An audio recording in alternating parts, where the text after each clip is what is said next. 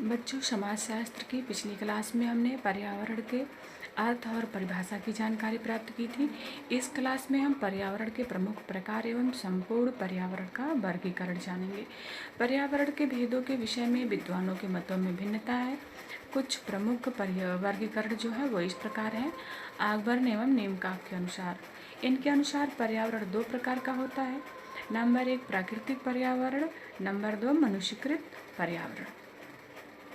प्राकृतिक पर्यावरण के अंतर्गत सूर्य, आकाश, जल, वायु, पशु पक्षी, वृक्ष तथा मैदान, मौसम इत्यादि आते हैं। मनुष्यकृत पर्यावरण के अंतर्गत हम समस्त प्राकृतिक वस्तुओं को बाहर कर देंगे। उसके बाद जो कुछ भी बचता है, जिस वस्तुओं को मनुष्यों ने बनाया है, वो मनुष्यकृत पर्यावरण कहलाता है।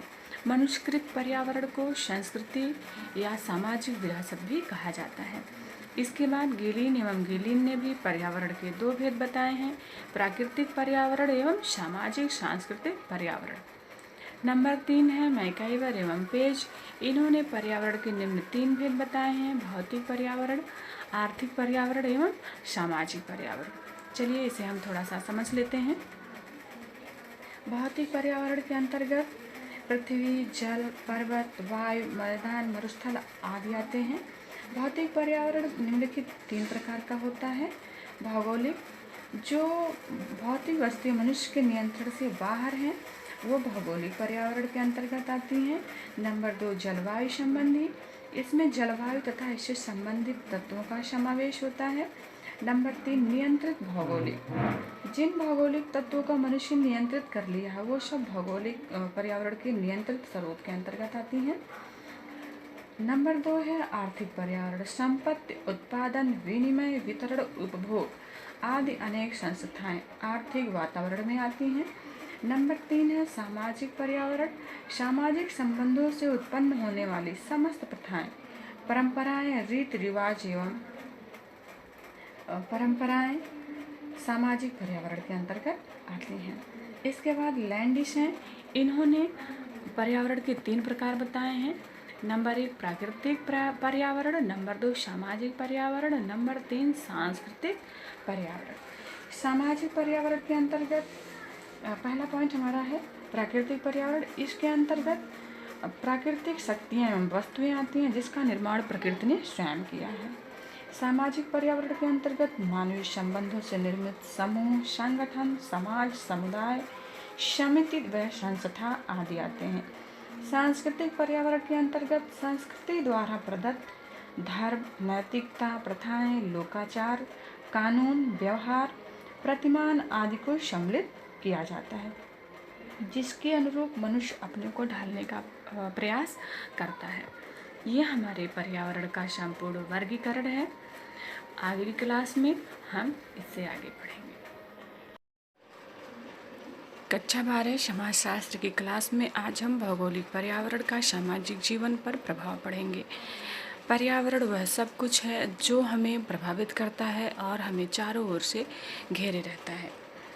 प्रत्येक जीव इस संसार में जन्म लेने के पश्चात अपने आसपास की वस्तुओं, विषयों एवं व्यक्तियों से प्रभावित होता है। व्यक्ति का हर प्रकार का विकास इन सब पर निर्भर करता है।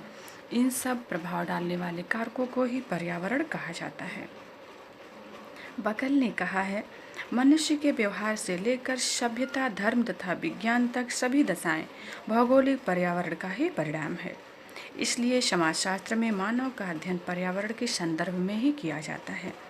अतः सामाजिक मानव के विषय में पूर्ण अध्ययन करने के लिए आवश्यक है कि उसकी पर्यावरण का अध्ययन किया जाए। चलिए हम जान लेते हैं पर्यावरण का अर्थ। पर्यावरण को अंग्रेजी में एनवायरनमेंट कहा जाता है। पर्यावरण 2 शब्दों से बना है, परिधन, आवरण। परि शब्द का अर्थ होता है चारों ओर से एवं आवरण शब्द का अर्थ है ढके या घेरे हुए। अतः पर्यावरण शब्द का अर्थ उस शब्द से है जो हमसे अलग होते हुए भी हमें चारों ओर से ढके या घेरे रहता है। जो हमें चारों ओर से घेरे या ढके रहता है और हमें संपूर्ण रूप से प्रभावित करता है, वही हमारा पर्यावरण है। पर्यावरण हमसे अलग है, लेकिन फिर भी यह सभी जीव जंतुओं, वस्तुओं, विषयों सबको प्रभावित करता है और ये सब मिल करके ही पर्यावरण बनाते हैं। पर्यावरण अनुकूल भी हो सकता है और प्रतिकूल भी हो सकता है। जब पर्यावरण अनुकूल होता है तो उससे प्रभावित होने वाली वस्तु का विकास होता है, और जब पर्यावरण प्रतिकूल होता है तो विकास अवरुद्ध हो जाता है। उदाहरण के लिए हम समझ लेते हैं, एक बीज को यदि उपजाऊ भूमि में डाल दिया जाए और पानी नहीं दिया जाए तो प्रतिकूल वातावरण के कारण वह नष्ट हो जाएगा। इसी प्रकार मनुष्य का विकास भी अनुकूल एवं प्रतिकूल पर्यावरण से ही भिन्न भिन्न रूप में प्रभावित होता है। चलिए हम पर्यावरण की प्रमुख परिभाषाएं जान लेते हैं जो प्रमुख समाजशास्त्रियों ने दी हुई हैं। मैकाइवर एवं पेज के अनुसार संपूर्ण पर्यावरण से हमारा तात्पर्य उस सब कुछ से है जिसका अनुभव मनुष्य करता है, जिसका निर्माण करने के लिए सक्रिय रहता है, जिससे वह स्वयं प्रभावित भी होता है। इस प्रकार हम समझ सकते हैं वह सब कुछ जो हमसे प्रभावित होता है और जो हमें प्रभावित करता है वो हमारा पर्यावरण है। पेजिस वर्ड के शब्दों में प्रत्येक वह वस्तु जो किसी वस्तु को चारों ओर से घेरती एवं उस पर प्रत्यक्ष प्रभाव डालती है पर्यावरण है।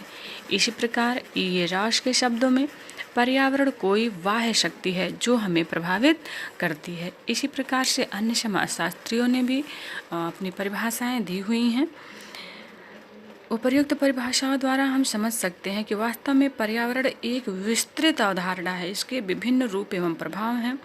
पर्यावरण जीवन के प्रत्येक पक्ष में अंतर्निहित है। यह मानव शक्तियों को निर्देशित करता है, उत्साहित करता और हतोत्साहित भी करता है।